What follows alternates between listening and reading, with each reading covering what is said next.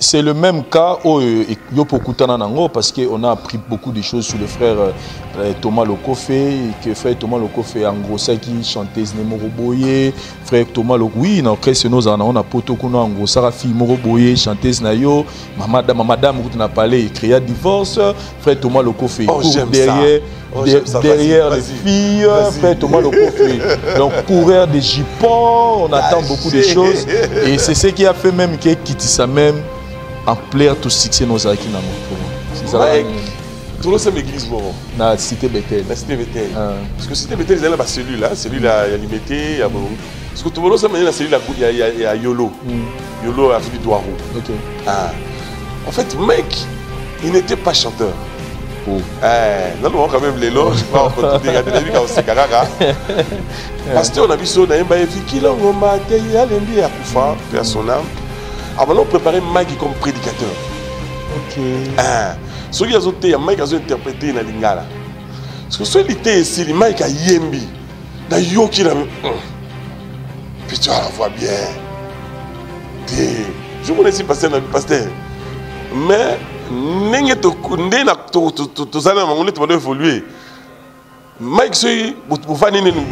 à l'époque, si ma fille Mike ne parle pas là, excusez Mike dans le bateau, il ne parle pas. On nous présente Mike Moraz, il n'a pas si fort. Non, mais moi, mon boulot, il n'a pas si mille. Quand personne ne l'a raille, Mike a même l'église, après prière, Mike a tout lassé. En fait, j'étais le plus jeune dans le mouvement. Parce que tout le monde, ma collègue n'a pas sur le même avion. Non, c'est sentir trop jeune, tout ça. Alors j'avais un ami, Bives Rapa. Oui, il a dit, maman, Moutouka, Mouneno, il a quartier latin. Ah, il a dit, ah, Toms, ok, ça va vieillir. Il y a un côté, à l'époque, Babia Tikala, il a poto, pour le pauvre Babia, fait à son âme. Il y a un quartier latin, tu as besoin de terroristes. Ah bon, parce que le quartier latin à l'époque, il y avait des jeunes, ma génération là, Sam Chitou, Willy, laquelle a un quartier latin. Et c'était comme ça. Et dans ce qu'on a vraiment les solos là, tant qu'on y a un quartier latin pour la première fois, beaucoup de temps on a confié, c'est un peu de nous faire revivre cette ambiance. Place de maintenant là, les années à moi 6, les années à moi fallait mon robot. Est-ce que on a 4h, 5h, soit la moukia bandi bilanga, bandi oyemba.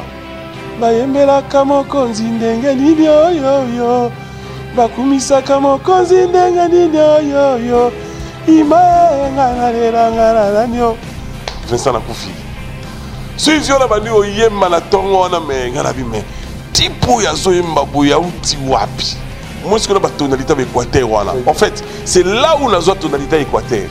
Est-ce que je me repose à mon équateur? Oui, oui, je suis équateur. Mais on est normal, on qui nous soit parce que quand on a fait la voyage, on a dit, le jour où on a avion, on a pasteur, on a dit, Mawana, Abonga.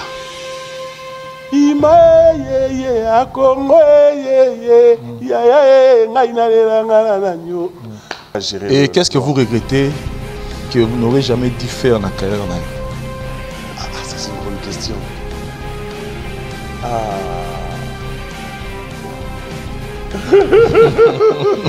Oh le bar, en tout cas, fallait pas, mais ça là, c'est Salama. C'est le bureau d'un scandale. Le bar aussi, s'il vous plaît. Moto Yabapaya, ils allaient bongo signer Yasika Oyo. Notre frère Thomas Lokofé a proposé na ba mélomane sur la bonne musique. Oyo balingami ko adorer Nzambe, ko louer Nzambe. Na ba moment na bango nzembo kitoko ya libiso yangwana moto Yabapaya et c'est pour le 31 décembre au Torozwango et là nous sommes avec lui sur ce plateau Yende Tourbe Tene Masolo. C'est pour la raison pour laquelle nous vous souhaitons la bienvenue dans cette émission les News Stars à la chaîne Abino la voix du peuple Bino le frère Thomas Lokofé où nous allons essayer de parler de tout ce qui concerne l'actualité la musique chrétienne et puis actualité naïe. On va vraiment le découvrir d'une autre façon dans cette émission Lelo. Bonjour le frère Thomas Lokofé. Bonjour mon frère Vincent. En tout cas c'est un grand plaisir y a rejoindre un plateau. Et tant nazo mon ayo nazo quand ça m'a rendu belé. Donc au rappel là m'a belé tant on la musique alors je me suis dit c'est vraiment un plaisir pour moi de vous avoir sur ce plateau. Merci beaucoup, le plaisir est partagé. Comment vous allez? Ça va très bien. Boni Moussala, Boni Makambutu. Ça va. C'est important, tous les vivants. Nous avons battu surtout comme la fin de l'année. Ils ont grâce à parce que même sous Bakei, puis sur l'équipe on est l'oroté. Mais si on est là, c'est la grâce de Dieu. Voilà.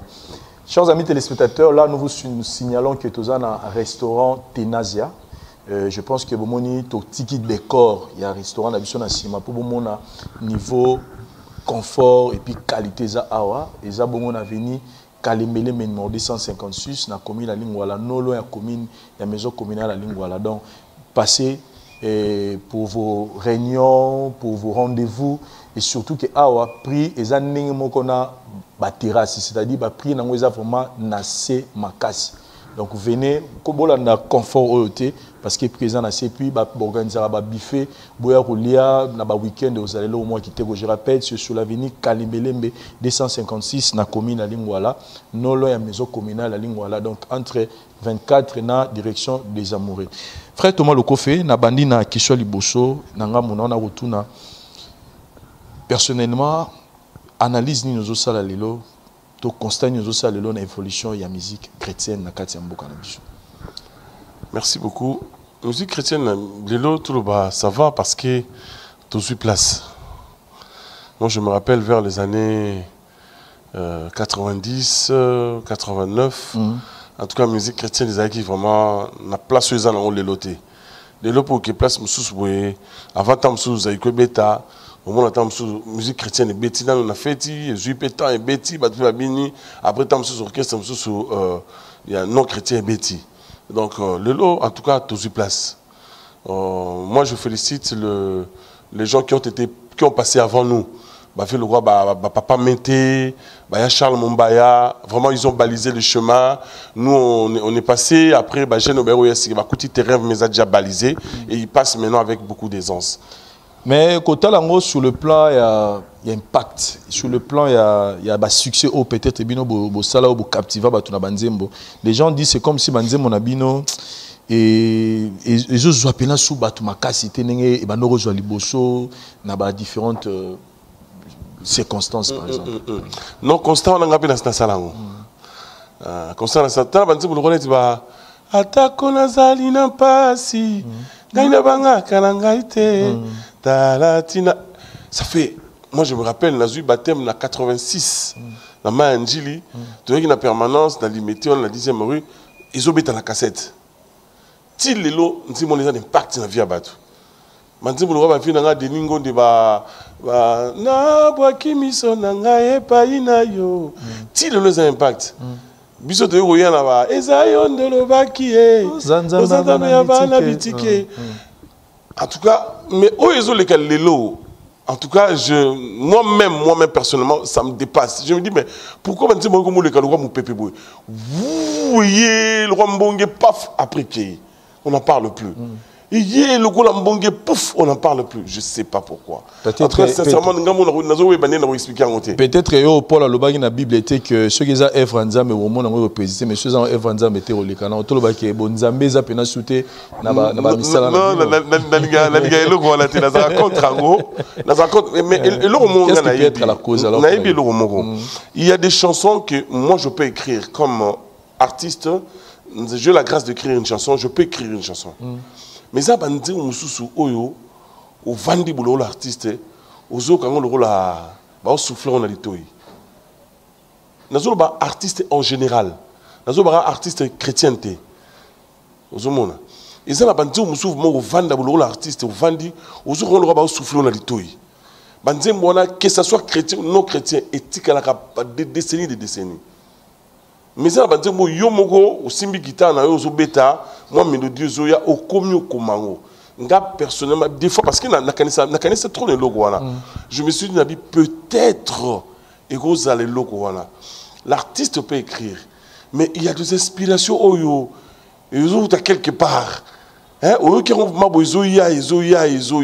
N'est pas le papa, là, mon taïb Sangalobi, n'a tout le nabi, Nzembo le rola, Yahweh to belemi, Aïb Sangabi tomate aussi, c'est qui prière. Na lali, to lali na se. Après prière, n'a pas dit que le cœur mort quelque part. Dans la mouki, tout ça, tout ça, là. Dans une apouine, il y a yo qui a nazubi na fait na banokoma omoni banzembo ndenge wana donc batindeli yango makotindela banzembo ndenge wana esilaka te tikalaka ba chanson eza inspiré peno qui inspiré vraiment qui marque na oyo mozo fabriquer vraiment Vincent na biso na linga yo mingi koleka yonde ozomona wana eza là c'est moi qui le fais comme artiste quelque part ozo senga pe na artiste musicien chrétien moi retour na bonzambe pour inspiration ya te eza retour na lobby eza artiste chrétien te même na artiste abokili eza artiste belé ba comment nzemo oyo des fois il est cas mais ça la nzemo musu tikala net nzemo le ba parle comme le roi mabelé nzemo ne tikala et bima peut-être je sais pas biso dans ba âge nini mais ti le nzemo nezaka ozomona donc eza artiste en général mais artiste peintre mais ozomona le musu ko ya boye au teke on a ba millions même ce ko comme mona ça impact au net il y a les bosses zaina voilà donc il y a c'est un peu difficile à expliquer certaines choses voilà maintenant parlons de frère Thomas Lokofé nani pena na zo moment muké de parler un peu de votre destin musical musique et banane na vie frère Thomas Lokofé musique na venir tout jeune na botami na limité na kuli na limité na vie tropique na bande au beta musique tout jeune tout l'orchestre de mon quartier on a musique ni chrétienne non musique des tout bien profane nga mo on a profane c'est pas tout le monde qui profane dans leur musique dite ya mokili nane ya lingala kaka to beta orchestre no matama micro Vastoria ba na quartier to yembaka na ba master na biso ça dit yo déjà né beaucoup on a parlé. Tu sentais en vous qu'il faut un non, nazaki masui kin qui est l'équipe samedi, dimanche, dans matin de Golan zété, batwa qui l'église, nga nazo yemba vraiment. Tala moto, akwena maye, chubu. Ce qui la star c'est betaki, la kin qui est nga na interprétation nyo surtout banzo ba yembaki. Ce qui zaki viva, na yemba nyo surtout, ce qui zaki saiko, na yemba nyo surtout. Tu sentais la musique en toi. Oui, je sentais cela. Et puis sur la yemba, sur la mina yemba le roi 10 euros, interprété 10 euros. Sur la mina le roi vient beaucoup. Sur la mina le roi vient pour le coup yemba. Tout le monde disait que petit aux musiciens, Donc depuis pour moi on a senti c'est quelque chose, ce n'est pas venu dans mon colo non. Depuis vraiment dans mon amké. Et aux résistance té na ninga ndaku que voilà. Surtout que période bon, père n'a besoin de musique mingi, musique folklorique équateur, mais mère n'a besoin autant au père Akoufi, mère n'a besoin de le roi n'a besoin d'église, alors il mingi n'a sa musique chrétienne. Il y a une période bon folie à jeunesse, na kimi dans l'église, na qui na zaiko, na qui sa tête na zaiko, après na qui quartier la terre, mais mère n'a besoin de ça. Thomas, c'est ko sale lanzambe, et pas nzambe ko zamalamu, ya ko sale lanzambe. Elle me disait toujours ça. Donc malgré moi le jeunesse c'est maintenant qu'on de gauche à droite mais elle me disait toujours tout sale lanzambe. Donc pour nous répondre à la question, on doit dire vraiment musique tout petit, la jeunesse. Et vous n'avez jamais regretté même une minute, il y a choix au sein de la musique la vie? Non, jamais. Donc tu sens la musique. J'aime. S'il y a quelque chose que j'aime dans la vie, c'est la musique. Voilà. Je sens cela, je vis cela. La musique, c'est une partie de moi. La musique, c'est mon partenaire, mais qui ne se voit pas. En fait, ouais. Et la musique, c'est tout vous interdit sauf la musique. Non. Papa m'a dit c'est la drogue autorisée. Voilà. Et musique vraiment, n'a habité ceux dans le lobby, n'a comme avocat, n'a habité na biwa yozala. Parlez-nous un peu de votre histoire avec Zaiko. Et Zaiko na deuxième pillage. Comme nous avons limité vraiment. Na place commerciale, ils ont un restaurant la taverne. Batu bayebi place wana la taverne wana ba ezaki na sima ya taverne salmo ezaki ya mamunene et ko contenir ba 200 personnes. Ba concert ce que bano beta wana. Alors après deuxième pillage, si on a vu son morobo ya quartier, tout ça côté moko, fallait avoir gaming Pépito qui là. Ah OK. Ouais c'est vraiment une amie, on a grandi ensemble. À Betsa Isaiko. La place commerciale après deuxième pillage. Alors, biso ce que le roi qui sa quartier, biso ça qui a levé les rideaux. Alors, tant que yemba, il y a Josara CP na voix là. OK. Après ce que tout si au bêta, ba misa Zaiko ba nous régler ba guitare, na moni Emma. Na évité suivre Jean Zarara, azali secrétaire à Zaiko à l'époque. En tout cas, soit Zali, on a pu se monter, place à Zali. Aïe, beaucoup de petit, vient à se payer dimanche et lundi, où il y a un bureau, à Zaïko. Ah, mais ça y danger pour l'angaï. Un bon début. Ah, c'est pas une fois l'angaï. Ah, la bête de maman salera du solo. Mais il y a chose ça, c'est pas une angaï. Ah, mais là, il y a des tests là, Zaïko. C'était vraiment, c'était la folie, quoi. Ils avaient samedi, mais dimanche, on l'a bien été. Donc, il faut s'habiller, la garder, il faut la en forme. Donc, voilà. Donc, lundi, il faut ça la lettre à demande, ça, à la base, ça la demande. Je me rappelle, il n'y a pas oncle Langaï, avant la Kauka, il y a une lettre de demande, une lettre de demande d'emploi, il y a un bureau à Zaïko. Et mardi, il y a un test. Un jour, on a eu un monsieur qui est belé, mais maintenant, il y a un Lodi. Lodi Kamoro. Oui, oui, oui. Tout ça, les tests, c'était vraiment le même jour que Zaïko était retenu dans Zaïko. Et qu'est-ce qui a fait, qu'est-ce qui s'est passé après? Pour que tu aies dans Zaïko. En fait, j'étais le plus jeune dans le mouvement. Tout le monde, ma collègue n'a pas mis en vie. Non, c'est sentir trop jeune, tout ça. Alors, j'avais un ami, Bives Rapa. Oh, il a dit, maman, Moutuka, Mouneno, il a quartier latin. Ah, Toms, ça va vie. Il y a un côté, Babia, à l'époque, Babia, il y a une photo pour le pauvre Babia, paix à son âme. Il y a un quartier latin, tu as besoin de ténoriste. Ah bon, est-ce que le quartier latin à l'époque, il y avait des jeunes, génération Langa, Sam Chintou, Willy, laquelle a un quartier latin. Et c'était comme ça. Et dans ce qu'on a le solo là, tant qu'on a un quartier latin pour la première fois, beaucoup de temps on a confié, c'est un peu de nous faire revivre cette ambiance. Nous t'approchez qu'il y a des gens qui ont limité via Godard Motemona. Un grand frère d'Absali Moto, honorable, je le salue. Il a pas naïe, alors on va à la Canas. On a besoin de brancher mon père, on a un quartier latin. Ah, petit. Voilà, c'est l'album Nino. Magie. Aux États-Unis. Il y a magie. Ok. Et puis, petit, qu'est-ce que c'est un quartier au lieu qu'il y ait un quartier de la vie, il a évolué un peu. Alors, on a canal la vie Godard Motemona, dès à Solès qu'on a mon pao, jouant à la Kenaki. Koutani. Koutani joue en Nénéni. Ça, on a souvenir. Oui, il a souvenir. Tout ça, il y a ténoriste belé. Tout côté, même jour, on a Pompon Miyake. Oh, Pompon Miyake, pas les gars, la quartier latin. Oui, oui, tout côté, le même jour, tout le monde est le même jour. Oh. Il y a un singa, mon chien, qui a une nouvelle écrite. Il y a une église. C'était comme ça. Et là, on est les carrés, on est balbou. Ça, on t'a commis. Bon, oui, au moins, la vie, la télé, aux États-Unis, c'était Maya d'âge. La dernière de beau, kilo, c'était d'âge. Où t'as la rame pas, enfin, Diana. Ah, toujours, papa, monsieur, tu as dit mon mot. Julia. Et Zinga Nanzoto. Bien. On a dit que matériel place on a gaga. Bien, le problème est des gars place on a pas tenu sur banoka tanakawana. Pompo betiango pas pompo aleki. Donc ah petit. On le voit beaucoup là petit. Yo zala nona. Ngapeta on a zoa on a betiango dada na leki. Tout ça yo kinga yo bakisa no ba Équateur tout ça. Garder ngaïwana. Donc tout côté quand le même jour na pompon. On a préparé, sorti, il y a un album à magie, dans Grand Hôtel, samedi, dimanche, dans les Folies à l'époque. Donc, tu peux pas concert, on a mis balé, on a pompon, tu peux pas concert, on a ex-Ingos Club. Au côté qui vient quartier là. Au côté qui vient quartier là. Moi, tu es fier le banc, le banc, on va battre. Donc, moi, quelques productions. Moi, quelques productions, tu peux t'acquis. Et qu'est-ce qui s'est passé après? Bon, il s'est passé ce qui s'est passé. Et ça, qui est. Mon orchestre, c'est sur Kéyo Kouti, Babatou, parce que l'on mais c'est ça. Et ça a passé. En plus, l'orchestre de quartier latin, il y a un répertoire. Il faut qu'on répète Banze, Monyo, Sokofi, Banda, Banano, Yemoko, Nanava, quartier latin. Et ça qui, Nanda, vous avez répondu, ça qui était.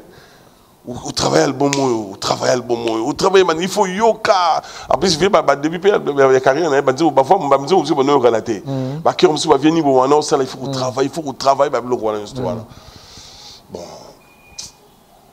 Moi, je suis un mouvement, il y a répétition, mais aussi répétition de tard.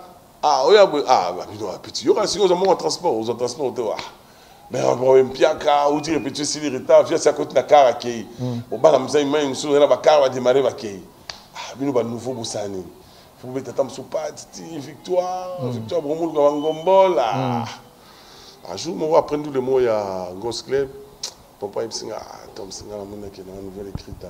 C'est-à-dire, si je peux dire, vous retrouver maintenant la place Penzate, parce que album on a magie, il fallait que Bissot doit interpréter la place Moussou. N'est-ce à l'époque Nemega Julia, dans Grand Hôtel, et puis Pompon bien qu'il était et puis dans Téléfolie. Et passage n'a eu pas à Kofi Olomide, là on est important dans la carrière musicale. Ouf. Du point de vue travail. Nino Yekola, il y a Kofi, il n'y a pas Kofi. Ah, nous sommes belés. Attends, moi, ça. Parce que les gens ont tendance toujours à nous dire que Kofi c'est un bosseur. Kofi c'est un bosseur. Mais Ngai et là qu'on a. Non, l'homme était guitare avant. Mais Lilo, dans le studio, on a la guitare. C'est créé on a une guitare dans la zone de quartier latin. Couleur, il y a harmonie dans la guitare. Par exemple,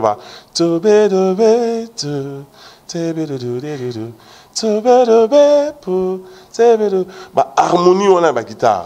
Personnellement, on est un manga dans la zone de quartier latin.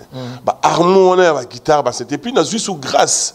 Et on travaille avec Philippe Guez dans Poto. Dans le deuxième album, on a La Promesse. Quand on a travaillé sur Philippe Guez, on a comprendre ce qu'on a dit. Pour nous organiser harmonie dans la on a comprendre en tout cas secret ma casse dans la joie. Peut-être dans la répétition, même si la répétition, même la couleur, malgré la couleur, mais on a yebi qui est loco yo des sources nango. Bon voilà. Voilà, et à partir de Wana, tant au long quartier latin. Dans le long quartier latin, pour mère à notre pression. Tout le monde a dit que la musique on a tête, il y a que la musique en tout cas, mère, maman, on a interpellé à tout moment. Elle a encore envie. Non, Akoufa en 2001. Donc, Akoufa a ramené Bani na danger. Le jour où tu avais été concernant l'Ibosso, l'histoire d'un pays du peuple, elle était déjà malade. Donc, bon, Dieu a décidé comme ça. Que Dieu soit loué. Donc, Amano tient ma pression. Mais non, il dit comme il n'y a qu'une église, alors. Tant que l'orchestre qui ça V12. Allez, on a dit bon, là c'est peut-être même mais non, on a une église. Ok. On a dit une église. Église ni à Liboso, Bethel. Non, Banara, non. Église à Liboso. Ils ont dit Nzambi Malam. Mais on a la chorale, c'était dans la chorale, la tongo, la soirée, on a un orchestre limité là. C'était pas vraiment conscient. Mais après il a cité Bethel. C'est là où on a vraiment maturité, il y a un orchestre, on a qui si on remonte à la maman, on a compris ce qu'on a demandé. On a dit qu'il y a prière, on a dit qu'il y a matéria. On a continué dans le groupe, on a remonté. Et là, vous voyez que le groupe est déjà coexisté. Il est déjà coexisté. On a la côté Chandelier. Ok. Après, on a nos goût. On a nos goût, on a dit comprendre. Dans notre chambre, le Seigneur a fait grâce. Il va nous quota et on a comprendre que bon. Isaac c'est là en fait. Voilà. Et tu es dans Chandelier, tangoye au côté. Évolution nango et jusqu'à quel moment tu es ko les balba ko pasuka le rôle match na manoy na Chandelier mais dans un groupe Morobo épée ils le rôle Chandelier des chorale chorale hein botem batebele c'est dans un groupe on a évolué dans ma tété ils étaient pas chrétiens mais on était un orchestre. OK. Alors tout c'est tout décidé la compte église à Bethel. Ils étaient indépendants. OK. Non leader. Non il était chef nanga Eva Kayembe et dans sa lieu mon chef. Alors on est fiers mingi chef là. Et tout ça il y a Eva, Michel Gangia, Diallo, Mosembo, vraiment c'était un groupe bien. Tu as décidé tout ça la tournée en Équateur. Na rivière Ubangui. On a un album té. Non, un album té. OK. Dongo, Zongo, Gemena, Guado, après tu as Kinshasa. Bon, ça, il y a une interprétation, on disait, on va faire mainter les autres. Tu as une louange. Ok. Une louange, tu as bina. Alors, première ville, tu as quitté Dongo. Alors, on a Dongo, on a un pasteur Morobo et Tony. Tony, il est le grand frère de Vadio Mambenga. Oui, Vadio Mambenga. Vadio Mambenga, on a un combat.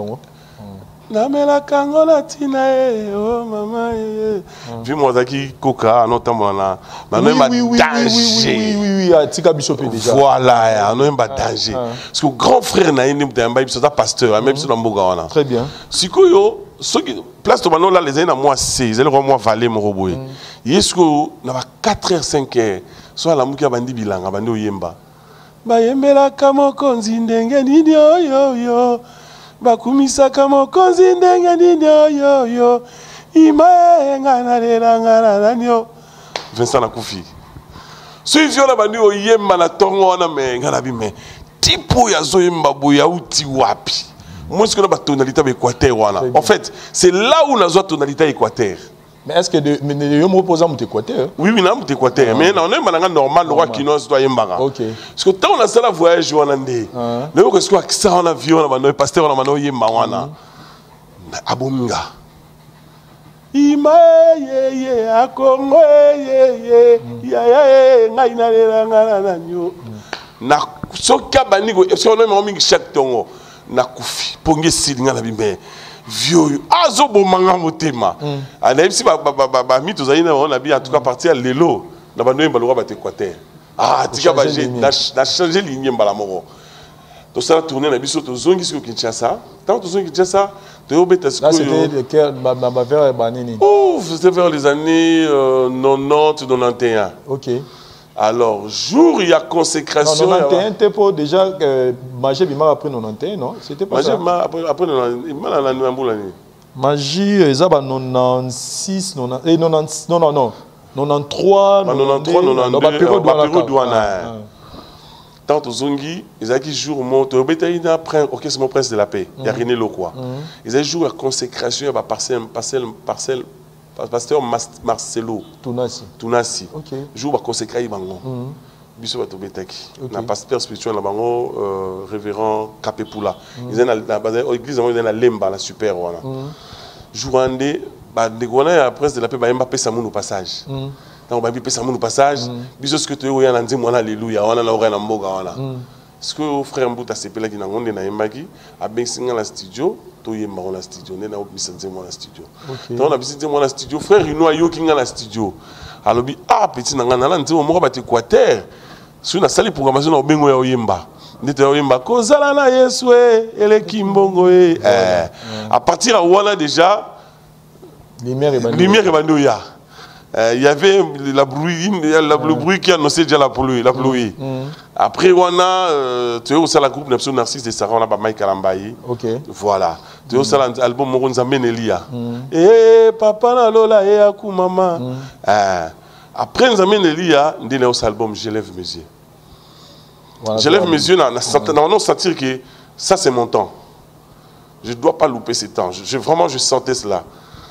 Dans ma condition très difficile. Quels sont les moments difficiles que vous avez eu à traverser pendant que vous avez mis l'album dans les Bosso? Pendant le moment Makolo, na bali na 99, tout ça l'album na ovana na Simaya Foire. Siko Mike ana uta yolo aye, bandeko ba guitariste bana uta Kingasani baye, to mani Makolo. Awa ti barungu et pas vieux de Ningonde. Na studio na. Na studio na ye. Tout ça l'album voilà.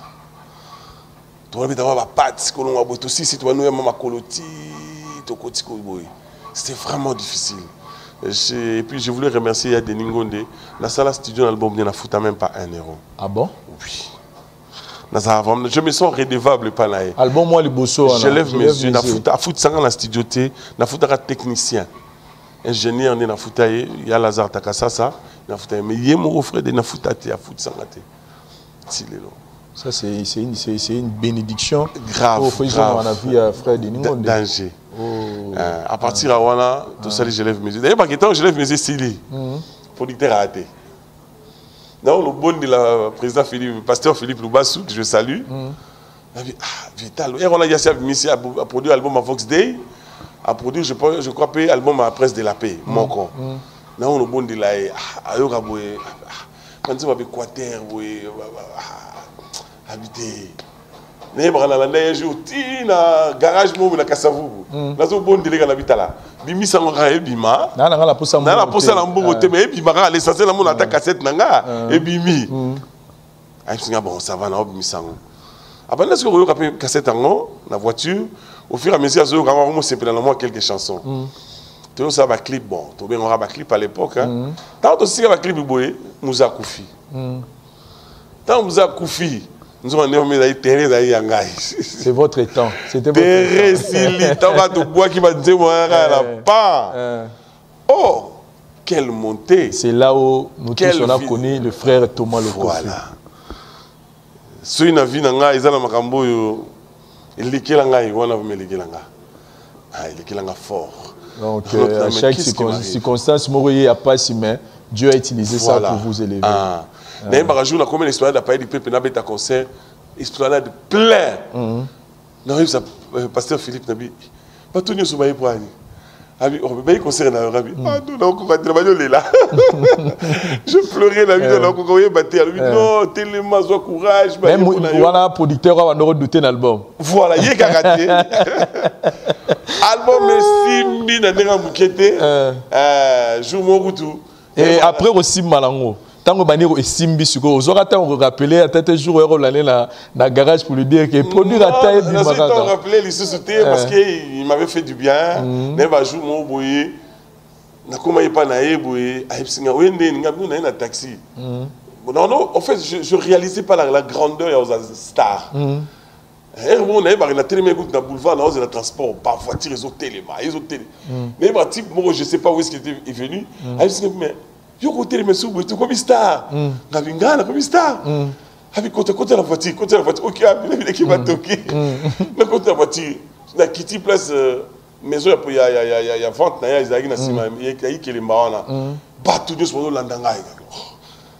En fait je voyais pas la grandeur de cette histoire, j'étais pas préparé à ça à comprendre bien petit gymnastique c'est ah, tu vois, je ne pas dans la cabine de la voiture.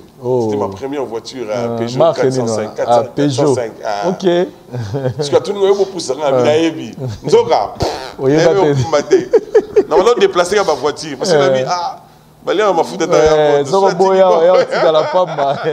parce qu'il y avait vos contacts, on a démarré. Dans le mois qui tombe Babylone, s'il y mettait la deuxième vitesse, c'était la troisième temps, c'est qu'il est tout temps, je me disais ça. Et il a déplacé dans le banda qui tombe au fur et à mesure, voilà. Et le succès est venu.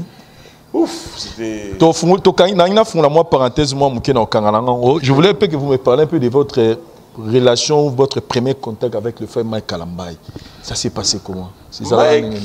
Tout le monde église mort. La cité Bethel. La cité Bethel. Parce que cité Bethel, ils ont la cellule-là. Cellule-là, il y a limité. Parce que tout le monde sait la cellule, il y a Yolo. Yolo a fini Douarou. Ok. En fait, Mike, il n'était pas chanteur. Non, quand même, les loges, je crois, on continue à regarder la vie Pasteur, on a vu ça, on a vu qu'il a un Akoufa, père son âme. Alors, on a préparé Mike comme prédicateur. Ok. Ce qui a été, Mike a interprété dans Lingala. Parce que ce qui était ici, Mike a yembi. Na yoki na. Puis tu la vois bien. Je vous laisse passer dans le pasteur. Moi, tu fais Mike à la voix. Thomas. Mike, nous avons préparé le prédicateur. Comme même dans ma musique. Et c'était comme ça. Monsieur, ou bien ça, Mike a commencé à faire même la modération avant moi. Dans cette église, il était vraiment serviteur dans cette église. Et soit azoti nanze moi-même l'église, soit sa modération. Dans ce cas voir la petit aller le il faut l'exploiter. Alors on va passer le soir on va dans mon foula. Moi j'étais à Mombele. Mike na Yolo, tout le monde écoute facilement. Na mo bien est-ce que Mike tout le monde travaille. Et nous travail, c'est-à-dire si Mike est devenu aujourd'hui artiste musicien, c'est à partir vraiment Isali non bah Zamba utilisé Ngai voilà Zamba utilisé Ngai na canal Ngai et puis aujourd'hui je suis très fier de lui. OK tozong il y a Rosa la fière on a plus bobani ko travailler na yé bobani ko travailler na yé dans l'accès mon bado sol après à l'époque on avait moi bado ba sol dans l'accès première nze mutu emene na Bethel la munene kuna na mo kili etoni mabe papa na lola tout travailler on a yé je vais bosser to yé maki Là, maintenant, il faisait partie, le roi, il y a moins structure dans créative. On a la structure. Quand on a le roi, tout simplement dans l'église, si tu écoutes un soir, tu travailles. Si tu écoutes un soir, tu travailles. Il y a un studio, voilà. Tu m'as dit, Narcisse de Sarah. C'était. Tu m'as dit, Narcisse de Sarah, tu m'as dit, Bissomoro. Tu as récupéré ce que Mike n'a dit. Il y a un côté de l'orchestre. L'orchestre, il y a un compte, il y a cité Bethel. Narcisse, c'est ça. Tu as dit à part. Mais Bissomoro, c'est un Samara dans Bethel. Ok, mais ce qu'on a là, il aura l'idée. Parce que dans le monde, Azaki musicien, il y a orchestre.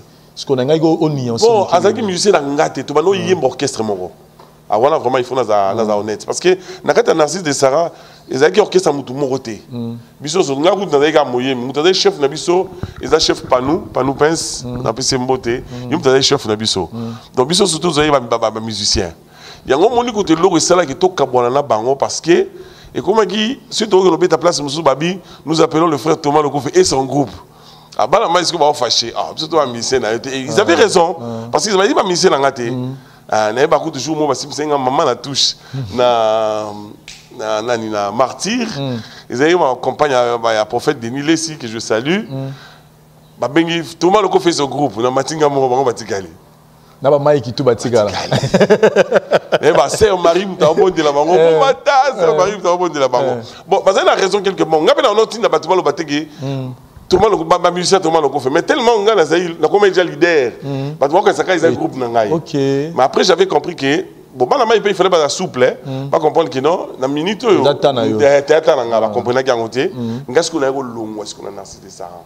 C'est ce qu'on groupe nanga moro. OK. La fortune. Et bah Mike batikala na Narcisse de Sarah. Bonde la Mike la nanga lingaité. Mais après quelques temps, ayo longwa paye moko, ayo sala na Shekina, voilà. La bima dit monnaie à Ngolu, ezali kamangolu, voilà.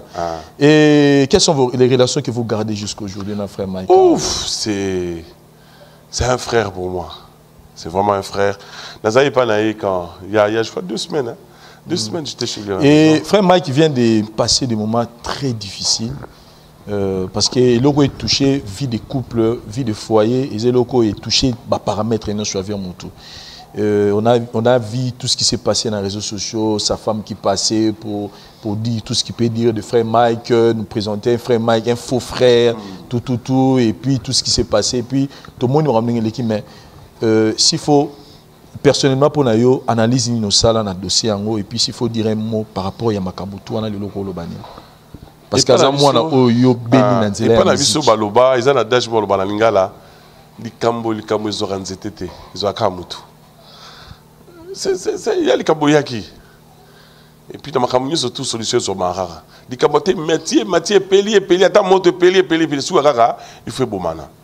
Ils ont likambo, je ne pense pas mutu mai ka balance attendre qu'un jour au kabana na moi soit bali. Ils ont likambo yé. Dans les années dernièrement, on a tout une idée, il faut se remarier. Hein. Talara, où va la été à ce qui. Voyez, nanga zaka. Alinganga tellement trop pas ce tanga. Les camarades la robe est en raté. Ah oui, daté. Donc nous tira message alors et l'équipe. Mais c'est la vidéo, il faut hein. Nettoyer beau, il faut moi foufou moi nini, la palais tout ça. À ce qui gaga. Mais du point de vue moral, moral les non moral les calme. Parce que bon, ngana mai qu'il faut maramaso basi to sola. Mais elle est touché qui mutu nyonso, ils ont il y a vu privé te comment qui est à la portée de tous. Oui, on peut parler marame belina mai, ngako tu ndeni mamonique, ndeni boy.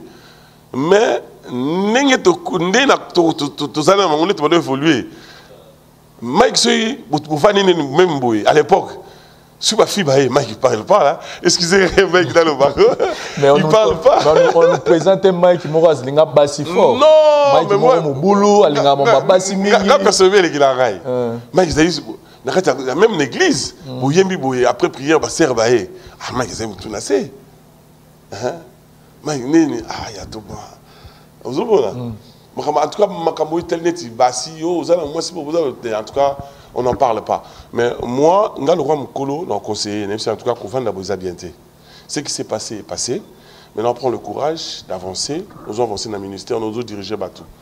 Moi, c'est toujours important la vie à Moutou. Très, très. Et surtout à un certain âge, il faut moi, c'est ça là. À réduire le marame belé. belé na cité. Donc voilà, moi je suis derrière lui, je l'encourage à avancer et puis pourquoi pas ceux qui me soutenir. Frère Mike Alamba, il m'a place aux Ali, je pense que Mzamba Rosunga. Et est-ce que vous avez eu le temps de collaborer aussi avec le frère Moïse Mbié? Moussa, je l'aime beaucoup, Moussa. En fait, je suis allé à Bethel. Moïse, Yannick, Prince Mouy, en tout cas, ce sont mes jeunes frères, je les aime beaucoup. Je suis un modèle. Et puis, je suis touché Bangote. Et à côté de la oui, Moïse, moi je me rappelle un jour, Moïse a appelé un cher et pas une église. Tu vois, ils ont facilité. C'est vraiment un frère que j'aime beaucoup. Mais dans côté musique, est-ce que vous collaborez? Côté musique, on a travaillé avec Mike. Non, on a travaillé avec Moïse. Ok. Vous avez plus na compte ka besoin. Tu vois, ma carte église, bango dans une église, dans Coran la bango, biso gars dans le coup là, gars avez mis côté yolo na, tout nos amis na Mike. Mais à l'église, on se voyait, on se connaît, tout ça, tout ça. J'aime beaucoup ce qu'il fait. C'est un bon musicien. Et comme ça, comment on est en cola, na connaissance de la musique, des fois je vais waouh, moi on me ramène de ça là. Vraiment j'apprécie beaucoup. Il était timide. Moi je n'étais pas non, il vraiment très calme, très timide. Je me rappelle quand Azoé au piano en église, à Manéroya, Azoé au piano en église. Et moi je me suis répété, hey Moïse, tu as le piano, on a besoin de répéter. Vraiment, il a collé vraiment calmement. Et jusque-là, ça continue. Lui aussi vient de passer des moments très difficiles avec la fille Eliane. Ils sont comme trop dans les missions chrétiens. Oui. On veut nous présenter des missions chrétiens qui sont des faux. Non, le problème est qu'à l'époque, à Kinshasa, tout soit comme un succès. Je me rappelle tant au là, tout le monde a Wera, JB, succès, on a tout le jeune, so que concert à Ouya danger aux athées. Tout mais c'est là bango. Parce que tant on a musique chrétienne pays Jésus moi place. Vous comprenez? Nous, on s'attend que non, la musique chrétienne, on mate à niveau mon et voilà, on mate à niveau mon bébé, comme il peut te miser tout, et comme peut te vanina banani au pays, banani au pays va respecter biso. Il faut pas la business class peut te coûter bonjour bonjour. Donc ma données changé, il y a un moni, ma ramusu soit les autres ma mère. Ce qui est sûr, tout ça la valeur, on a biso mon boy net à Bethel, on a témoigné au Togo. N'était pas respect, n'était pas ramabunzambé. Mais est-ce que on a fait personnellement pour la minobo santarapé retourne en monsieur par exemple les Kamour et Bimi est scandalisé parce que Batumi par exemple l'album Yasuka frère Moïse Mbié les gens disent que Abeti Banze moi qui toque pas les gens même moi j'ai écouté des chansons. Et je me suis dit, je me suis dit,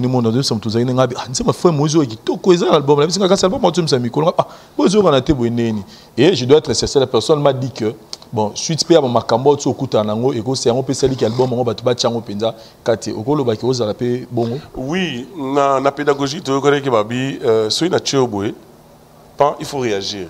Ils ont stimulé. Et logo, il y a il penser pour ititibé mouké. Réaction en haut, il y a c'est le feedback dans l'album à Pasteur. Mais dès que l'album album montré que tu es fidèle. Ouf, c'est grave. Fidèle ya tango nyoso, fidèle na bomo inanga, yokoma moya tango. C'est une très belle chanson. Voilà. C'est normal ça la nani feedback est dans l'album nae. Et puis so ineti nzoto nakata nzoto so musapimo rezoki, nzoto mo meura passer. Oui, ça nous affecte nous tous, ça nous fait mal.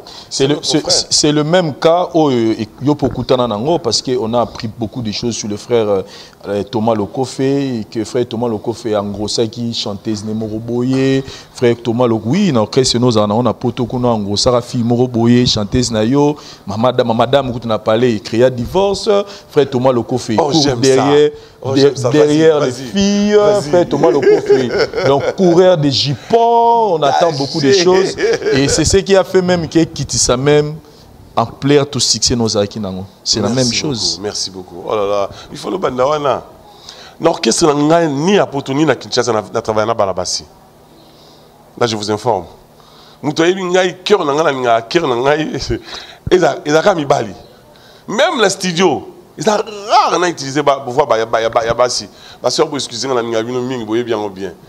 j'utilise que le voix d'homme dans l'album, même na poto, même dans l'orchestre, même dans le concert, parce qu'on a souvenir dans le concert, on a un serre, on a poto, on a habité sur la bossa. Concert à Liboso, avant de s'installer dans la poto, concert à Liboso, on a deux nièces dans la mort. Oh, baza buketchu. Ba isanga babit na de wana ne au sentara moko. Non. Baza ba nièce nanga, Lara buketchu, Kalis buketchu. Kalis kuta na zemi, Lara bala déjà, donc on se mbali baza ba sia ba to occupé. Moni ya on a besoin d'avoir moni mabla succès ngona ba na yokaki et puis ngana mos nanga kako banani wana. Nous sommes sous ma vie. Voilà cette histoire-là, cette histoire où Toyoga qui est fait Thomas le Kofi en gros ça, Serre Moroboye à chanteuse nayo c'est faux. Non, c'est faux. Tala. Toi et moi ça, pour la vie. Oui, ça c'est mes filles, ça c'est ma femme. On a 5 enfants aujourd'hui. Le 18. Tokoksi le 21 ans mariage. Tout ça le mariage le 18 décembre 99. Donc le 18 décembre, tout ça l'émission Oyo 21 ans mariage. Souhaitez un bon anniversaire. Bon anniversaire, yo t'es na mère. Quand on a 21 ans, le mariage, puis on a 2 ans, on a senti. Ah oui, voilà. Non, 21 ans, je vous félicite vraiment fort. Et puis. Vous méritez de vous abonner, pas de base, on va parler. Et puis, moi je me dis, ceux qui ont moi, si nous sommes aux raison, mais tout ce Kabouani. Mais nous avons vraiment grâce d'avoir une femme. À tabalobi, balobi. À tout nangara. Il y a tout maman ondeni. Et nous, on va dire Yuma, mais on a yébissé. Et on a croire et puis c'est fort. Mais c'est ce qui c'est si Thomas, vous êtes un coureur de jupons. Vous aimez trop les femmes. Ils ont parmi Bablo et c'est là que frère Thomas quitte moi mon pied. Non, si frère Thomas quitte moi mon pied, c'est parce que frère Thomas l'ongwa qui Kinshasa a Kenaï poto. Il y a mon absence na ende salike et quitte moi mon pied. Pasteur Sonia s'est habité yo aussi là té. Yo zanogara, yo no l'ongwa que tiki biso ke poto. Mais ce que moi on a la force, on a la force moi ma casse na kanda au saranate. Faut récupérer 20 ans on a mieux surtout na atana une année. Et qu'est-ce réaction ça qui nous ça que au préféré que va na kana poto parce qu'on nous a aussi appris que frère Thomas n'ira comment il est combattant. Mais vous savez mission moi zo attaquer ancien régime la biso. Est-ce vrai on est ça que au moment il faut va na poto kuna. Non mais et là on a raté na vie nanga après lui a perdre la biso les études. Après la mort de mon père, je n'ai pas pu continuer les études parce que tout le temps à l'école privée. Et tant que papa Koufaki, c'est difficile, moi, compter ma classe, ça a été. Alors, tant que la colline a vendu au Bota, na kei États-Unis, na maman Olangi, na zongi kid, na ke poto na zongi, même si moi c'est dans la vie, il faut pas qu'on la poto. Je voulais que mes enfants étudient. C'était juste ça. Je voulais que ça veut dire les études qui sont besoin. Les 2 premiers, à l'université, ils ont la fierté dans ma case. Je dis quelque part, bon, malgré la boum, ça a eu succès, mais j'ai eu quand même quelque chose, mes enfants sont à l'université, et ça reste. C'est juste ça.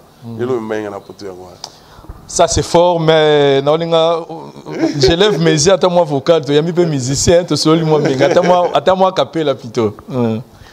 C'est la bénédiction de l'Éternel qui enrichit. Elle ne se fait suivre d'aucun chagrin. Tina nini baninga pepo na nini ngai na kota bonganga. Ngai na kanga mase na Yesu yende mo pesi na nyonso e. Denilesi ya mama e. Baluka babela maboma. Baluka bankisie. Balelo babela maboma e bakota bonganga baninga balokota bakasana kisasa tokanga mala Yesu e ye mopesi na nyonso ya Philippe Lubaswe yoyo yawe. Et là vous êtes à Kinshasa pour signer un nouveau single na kombo ya moto ya bapaya. Engelo bani. Feu étranger. Nanze moi nazolo baboy. Ngai nazali mosali ya Nzambe na kofukamela bale te o. Mokanda na Nzambe lobi mabolongo nyonso efukamela liboso ya Jésus.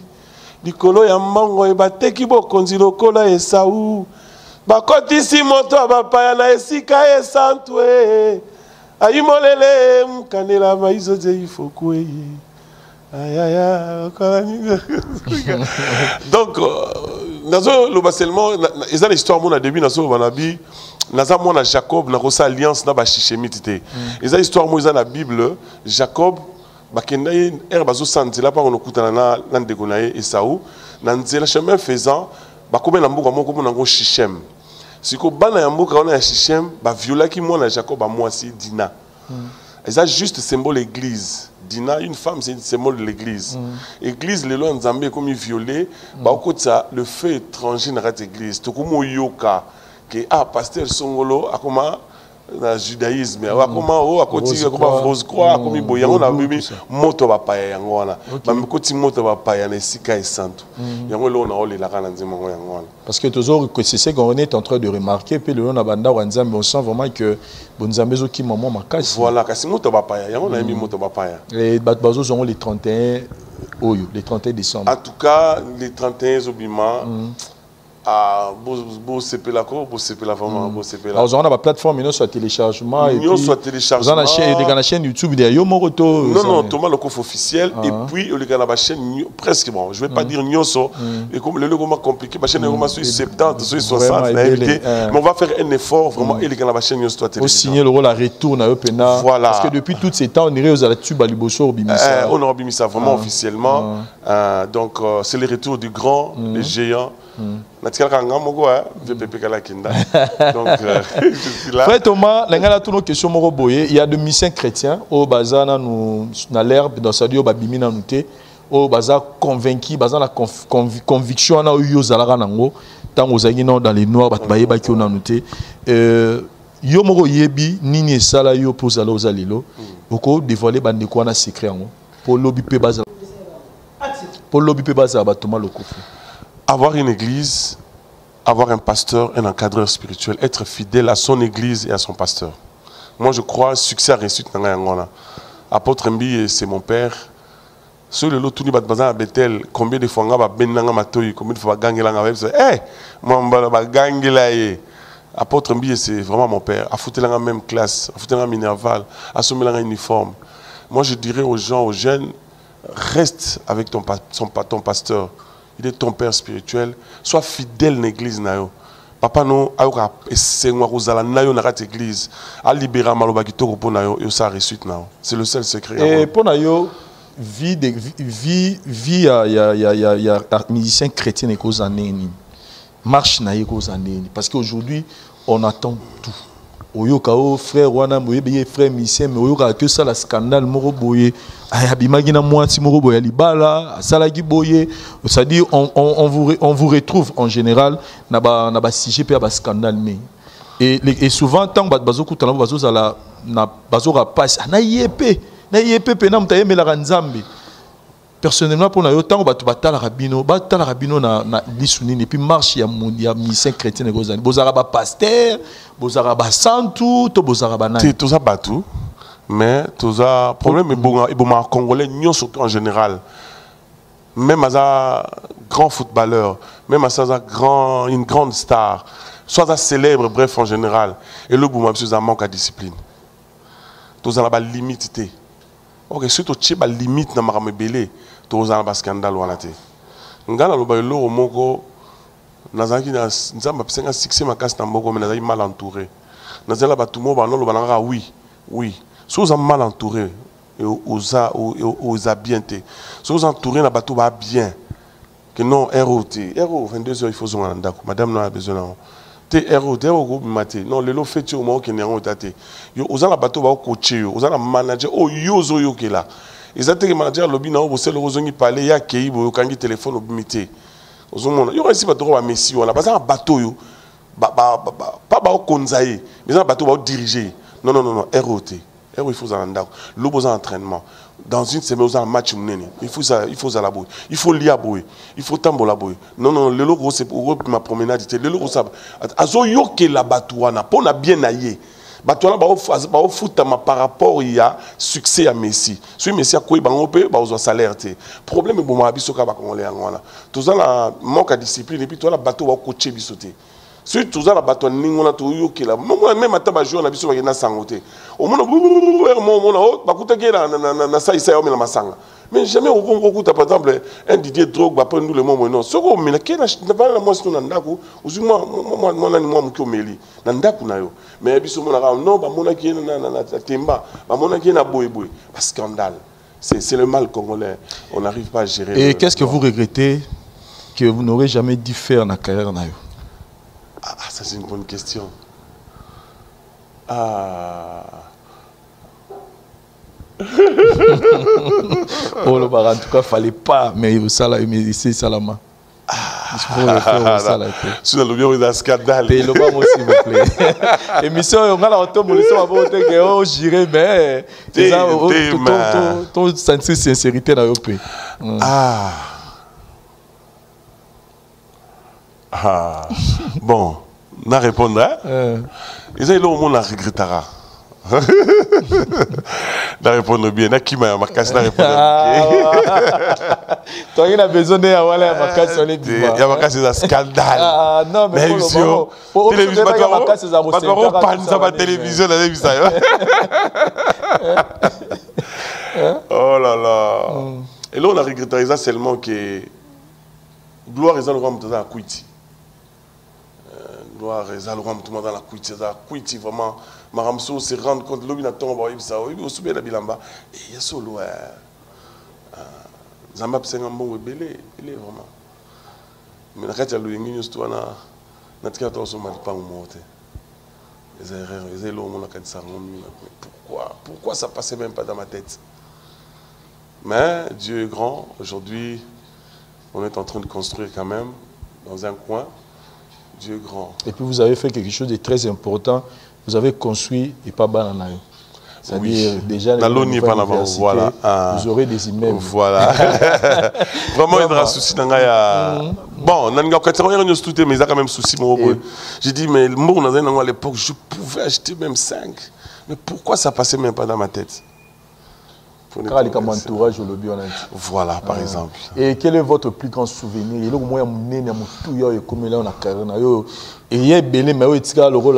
Parce que Barbara, $20 de temps aux aguines en pierre, on a commis un bon rebelle à l'année morte. Mais les logo nino santa au épinard mouné comme là yo, dans moment où ozo bani ko mata. Bon souvenir. Maman là, il y a mes mamans aux États-Unis, azulanga visa, foutelanga ticket. À New Jersey, on a un Hilton Hotel pendant au moins 1 mois. C'est le plus grand souvenir de ma vie. Et si je dis ça, j'ai des larmes aux yeux. Dans une occasion, il y a un matin, on a été. Mais c'est le plus grand souvenir de ma vie. Cette femme m'a amené aux États-Unis. Je n'ai rien payé. Il pouvait amener même ses enfants. Mais mangaï. Pourquoi c'est plané aux yeux de voilà. Oui, normalement, parce que ce qu'il avait fait était trop grand dans ma vie. Mon père même qui m'a mis au monde, il avait l'argent. Ma maman même pas dans la braza. Dans un très reconnaissant, maman, papa Olangi. Et là où vous évoluez maintenant, au Canada, Bethel, ah, une bonne question. C'est quoi?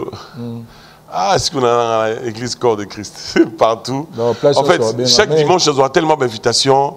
Dimanche, ah, oh les gars, dimanche, dimanche. Et pas passer aux gens en fond, mon miracle. Ok. Passer aux gens en fond, moi. Bon, mais bon, on a Bethel, non, non, passer aux gens en fond, à Bethel, mais à Longwa, à comment est-ce que c'est en église, Moussoussou, on a tout Kendek, tout préféré, tout qui est passé aux gens. Voilà. Message, nous allons pour le public qui nous sur le talayo, yo balinga, yo puis bazo continuer quoi porter on a qui en abango par rapport à Moussala Mouneno Rosala, il y a sauvé ba âme Nanzela Loyembo. N'engene ça batnu jusqu'à Nazar. Nazar après 20 ou 19 ans d'absence, ils ont ébélé, n'importe qui n'a manqué, ils n'ont pas manqué. Mais là vraiment je suis là, bon, nous on régulièrement, na banzela, na ba restaurant, on kutana, na ba wenze. N'était na Tenazia wa, cadre mo kitoko. En tout cas, Moto Bapaya, d'ici là, c'est une très belle chanson. On a gardé toujours esprit dans la folklorique. Et puis, on a bien moi mouké. Et choqué binoté. On a bien bien ralanga. On a bien moi mouké. Mais on a bien calme. On a choqué batouté. On a commis déjà mukolo. Avant c'était la jeunesse. Moi, ma limite est à quitter. Mais ce que tu as bien pour la gloire du Seigneur. En tout cas, Sing les Zoya, c'est juste une seule chanson. Le fait étranger, Moto Bapaya. Boyo Kango, on va plateau forme sur Rosala, il y a téléchargement et puis nana ni na truc na ba télévision, na ba radio, déjà que nous on bien avant semaine prochaine. Dans ça là tout ils ont un mixage saucisse, tout ba na ba radio et puis dans la télévision. Vous allez encore réécouter, revivre votre frère Thomas Lokofé. Merci beaucoup. Merci à Vincent. Merci beaucoup frère Thomas Lokofé. La joie était vraiment de notre côté à Rosano na plateau et merci na banderonos pour suite hôtel émission tozali a un restaurant Tenazia sur l'avenue Kalemele Médessa 56. Je signale que a bazape na salle de fête na bango ya kitoko ici ka bogo organiser ba fête na bino mariage, ya collation, ba réunion, ba conférence. En tout cas boya awa et puis bazan na ba suite moko ya kitoko puis ba chambre ya kitoko na primo surtout que ba auto bazo sala mikolo yo réduction mo ya makasi à 50%. Donc bo profiter boya na Kalemele Médessa 56 to bo benga na ba numéro to l'extra publicité pour que bo caler ba date na bino pour la différentes activités beaucoup en ont besoin. Donc à un restaurant je le souligne que blog les appels na prix ya kitoko makasi. Merci na Dari Diwantesa pour la prise de vie, par aux essais caméraman assurié, Dorcas Kitata bandeko tout, il y a la voix du peuple et puis na bandeko tout botali biso lelo, bo abou s'abonner, ba on va s'abonner, bo aimer, bo partager puis bo tirer sur commentaire de façon pour soutenir l'émission Oyo puis chaîne Abino. Sinon tout le monde ani prochainement na ba différentes chaînes Abiso. Merci.